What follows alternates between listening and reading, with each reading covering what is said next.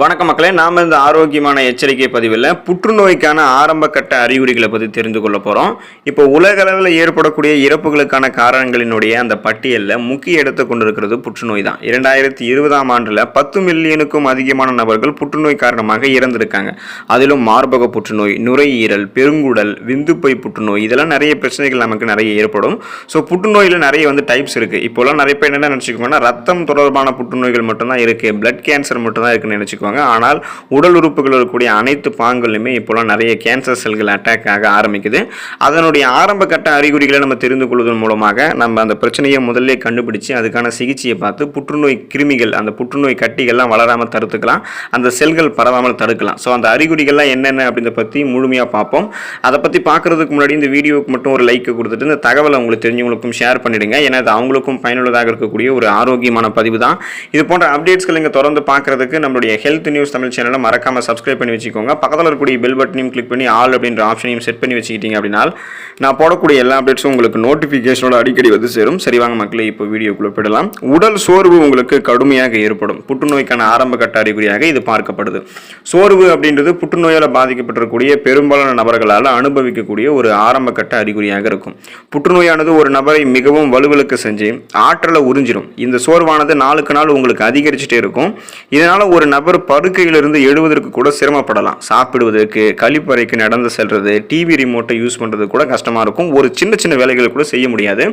இப்போ இந்த டைமில் உங்களுக்கு ரெஸ்ட் எடுக்கிறது அப்படின்றது ஓரளவு உதவி புரிஞ்சாலும் இந்த சோர்வு உங்களால் முழுவதுமாக போக்குறது ரொம்ப ரொம்ப கஷ்டம்.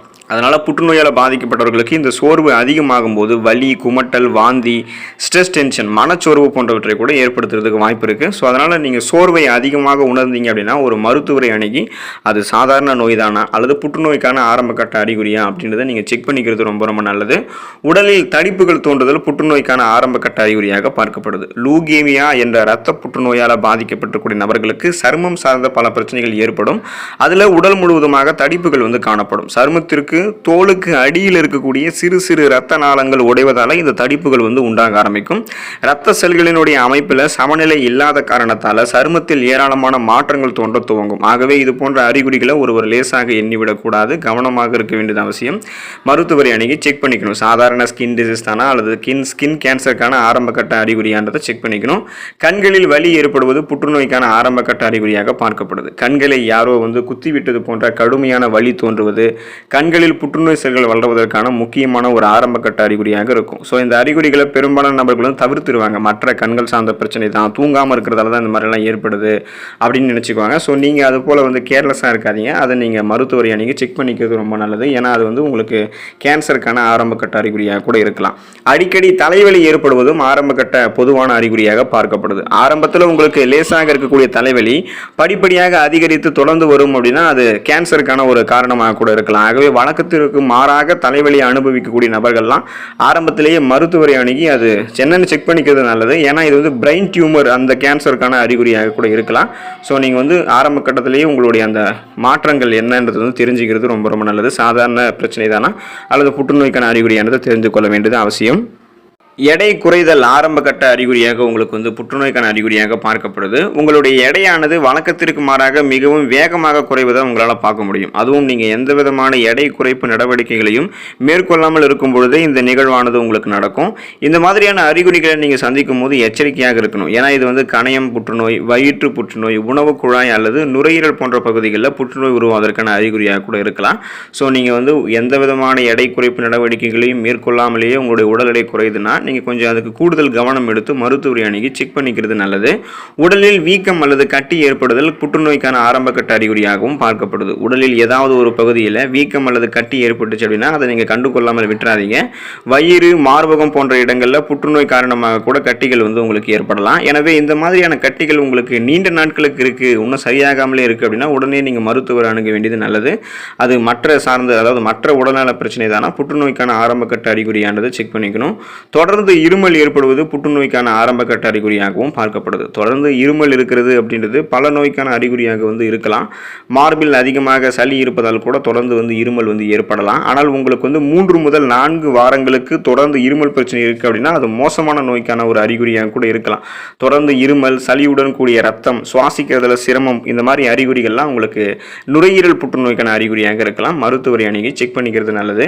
மச்சம் அல்லது மருவில் மாற்றம் தென்படுதல் தோல் புற்றுநோய்க்கான அறிகுறியாக கூட உங்களுக்கு இருக்கலாம். உங்களுடைய மச்சம் அல்லது மருவில் ஏதாவது மாற்றம் ஏற்படுது அப்படின்னா அதை நீங்கள் புறக்கணிக்க கூடாது. பெரும்பாலான மக்கள் இந்த மாதிரி விஷயத்தை கவனிக்க மாட்டாங்க. அது மற்ற ஸ்கின் சார்ந்த பிரச்சனை, தோல் சார்ந்த பிரச்சனை நினச்சிட்டு விட்டுருவாங்க.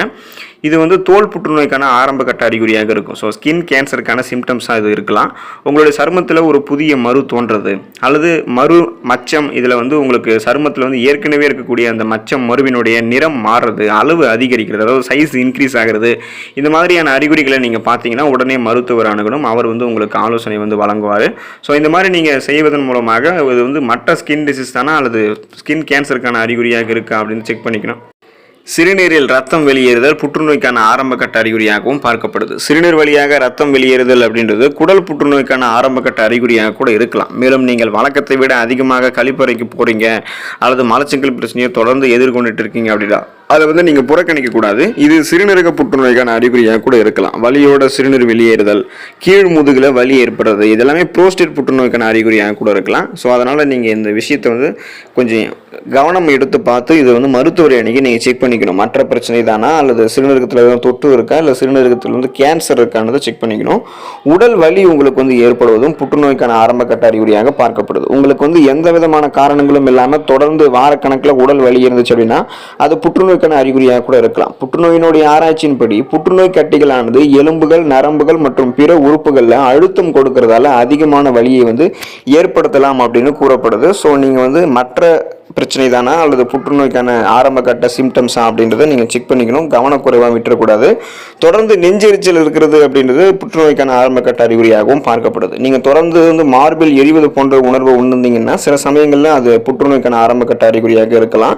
வயிறு அல்லது தொண்டை புற்றுநோய்க்கான அறிகுறியாக கூட இது இருக்கிறதுக்கு வாய்ப்பு இருக்குது. ஸோ நீங்கள் கவனமாக இருக்கணும். மருத்துவரை அணுகி சோதனை செய்து கொள்ளணும். உணவை விழுங்குவதில் சிரமம் ஏற்படுவதும் புற்றுநோய்க்கான ஆரம்ப கட்ட அறிகுறியாக பார்க்கப்படுது. உணவு உண்ணும் போது வலி ஏற்படுறது அல்லது உணவு விழுங்குவதில் சிரமம், உணவு மீண்டும் மீண்டும் தொண்டையில் சிக்கிக்கிறது, இது அனைத்துமே உணவு குழாய் புற்றுநோய் என அறிகுறியாக இருக்கலாம். இந்த அறிகுறிகள் தொடர்ந்து உங்களுக்கு ஏற்படுது அப்படின்னா உங்களுடைய மருத்துவரை நீங்கள் அணுகுவது நல்லது. ஸோ இதை நீங்கள் செக் பண்ணிக்கிங்க. இது சாதாரணமாக ஒரு பிரச்சனை நினைச்சிடாதீங்க. இரவு அதிகம் வியர்க்கிறது உங்களுக்கு புற்றுநோய்க்கான ஆரம்ப அறிகுறியாக பார்க்கப்படுது. இரவில் வியர்க்கிறது அப்படின்றது ஒரு சாதாரணமான விஷயம் அப்படின்னா கூட சில சமயங்களில் அது புற்றுநோய் ஏற்படுவதற்கான அறிகுறியாக கூட இருக்கலாம். பொதுவாக இது லிம்போமா புற்றுநோய்க்கான அறிகுறியாக இருக்கலாம். இந்த வகை புற்றுநோய்கள் உடலில் நிணநீர் மண்டலம் மற்றும் இரத்த நாளங்கள் போன்ற பகுதிகளை பாதிக்கும். ஸோ இந்த மாதிரி குறிப்பிட்ட அறிகுறிகள் உங்களுக்கு ஏற்பட்டுச்சு அப்படின்னா உடனடியாக நீங்கள் பயப்படக்கூடாது. இந்த அறிகுறிகள் எப்போதுமே புற்றுநோய்க்கான அறிகுறியாக இருக்க வேண்டும் அப்படின்றது அவசியம் இல்லை. ஆனால் அரிதாக சில சந்தர்ப்பங்கள்ல இது எல்லாமே கேன்சருக்கான அறிகுறியாக இருக்கிறதால இந்த அறிகுறிகளை நீங்கள் சந்திச்சிங்கன்னா உடனே நீங்கள் பயப்படாதீங்க. உடனே நீங்கள் மருத்துவரை அணுகி அதுக்கான ஆரம்ப கட்ட சிகிச்சையிலே அதை சரி பண்ணிக்கணும். ஏன்னா 50 ஆண்டுகளுக்கு முன்னாடி புற்றுநோய் அப்படின்னு சொன்னாலே அது ரத்த புற்றுநோய், ஸ்கின் கேன்சர் மற்றும் குறிப்பாக பார்த்தீங்கன்னா பிளட் கேன்சர் மட்டும் தான் நினைச்சுக்குவாங்க. ஆனால் புற்றுநோயில் ஏராளமான வகைகள் இருக்குது. தோல் புற்றுநோய், மார்பகம், விதைப்பை, பெருங்குடல், சிறுநீர், நுரையீரல், வாய், கல்லீரல், கர்ப்பப்பை வாய், கர்ப்பப்பை புற்றுநோய்னு பல டைப்ஸ் இருக்குது.